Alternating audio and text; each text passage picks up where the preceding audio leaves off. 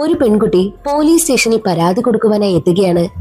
പരാതി കേട്ട പോലീസുകാർക്കാണെങ്കിൽ തലവേദനയായി. എന്തെന്നാൽ എല്ലാ രാത്രിയിലും ഒരാൾ സ്വപ്നത്തിൽ വന്ന് തന്നെ റേപ്പ് ചെയ്യുന്നു എന്നതാണ് അവളുടെ പരാതി.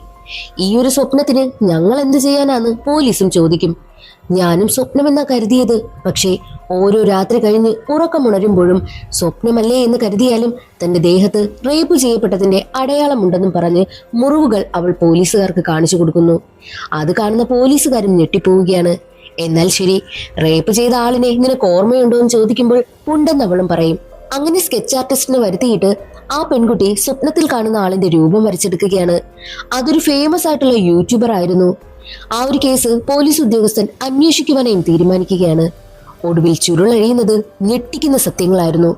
സത്യത്തിൽ അവൾ കാണുന്നത് സ്വപ്നമാണോ അതോ അവൾക്ക് എന്തെങ്കിലുമൊക്കെ സംഭവിക്കുകയാണോ എന്നൊക്കെ അറിയണ്ടേ? എങ്കിൽ നമുക്ക് വേഗം സിനിമയുടെ കഥയിലേക്ക് കടക്കാം.